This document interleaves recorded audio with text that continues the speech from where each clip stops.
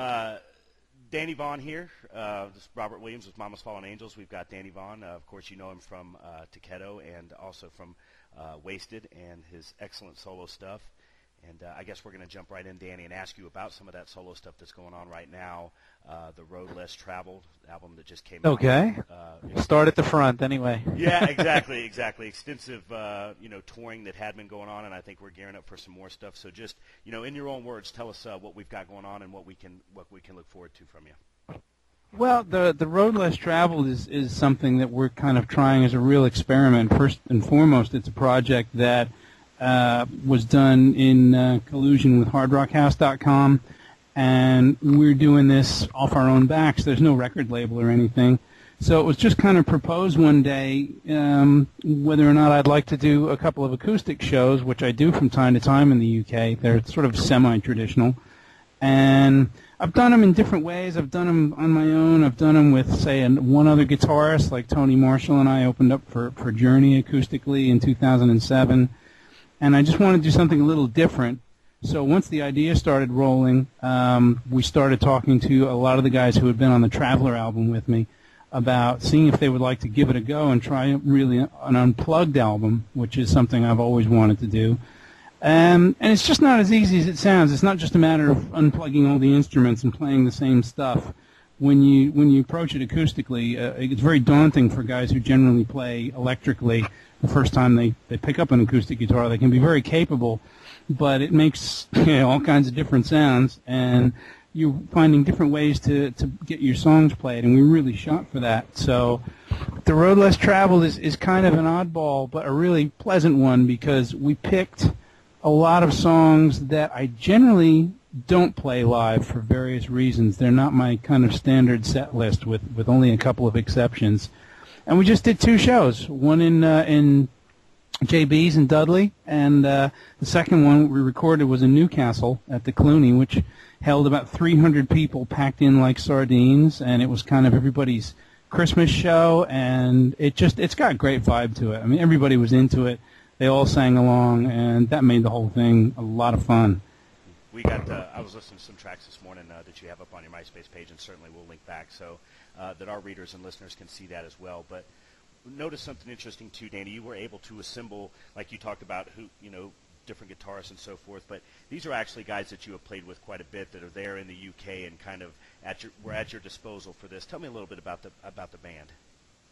Most of the guys were on the Traveler album with me. You got Tony Marshall on guitars and vocals, and he and I have worked together a number of different places and times.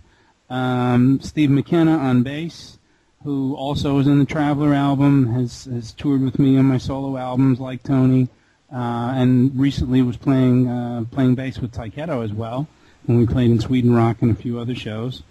And you got Lee Morris on drums, also from the Traveler album, but much more well-known as the drummer from Paradise Lost for a long, long time. And I think his contribution to this acoustic thing is the most notable, because everybody would, of course, think, how is a guy with such a metal background going to attack an acoustic show like this? And he really, I think, changed up his style, like on the spot, in order to suit what we were doing. And that, to me, is a sign of a really talented drummer. And he did a great job. I mean, there's nothing on there that we had to change or fix. He did it all right. And then Lee had, one of the things that also made it different is that I generally don't tour with a keyboard player. Although Taikedo has one now, all my solo stuff, I've rarely had a keyboard player, or it's been a few years.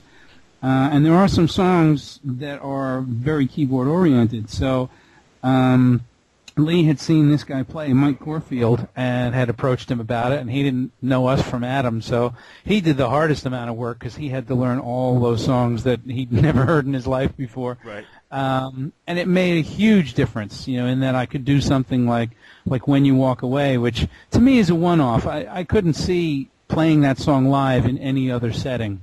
Because it is such a somber, dark piece.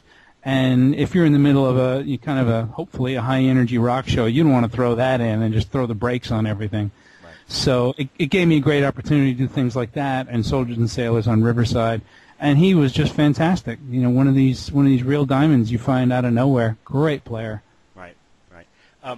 Wanted to talk a little bit about the Hard Rock House, who is actually in conjunction with you to try to put the road less traveled out there in front of as many people as possible, and we're actually going to do our best to do that as well. But in reading some of the interviews and reading some of the stuff on your website, you give a real great account of, you need the support of these type of folks, and you need the support of yourself to try to get the album out there. Talk to me a little bit about the Hard Rock House and your relationship with them. Well, as with a lot of my current business relationships, it generally starts with either friends or fans. Steve has been coming to see me play for quite a long time, and there are some people that you just start to get close to. You start to kind of let them in because you feel kind of comfortable with them. And when he started HardRockHouse.com, it was just because he wasn't entirely happy with whatever the promotion or journalism that was connected with our kind of music, with melodic rock. And we do need all the help we can get. I mean, all the sites like yours and there's so many that I've heard of, they're out there. And just finding the audience, I'm convinced, it's kind of what I've been saying, and I don't mean, it sounds like a slight against Frontiers Records, and it's really not. They do a really good job, and that's their main focus is melodic rock. But they're very comfortable as well. They put out a lot of stuff, and they put it out to the same group of people. And I've yet to see them really make an attempt to find some more of these people. I know they're out there. I mean, we may not be talking about, touring in stadiums anymore, but we don't need to be. I think, music with melody never completely goes out of style, and I just like to see some more effort just put into promotion with the people that do have the money, but it's all done at the ground.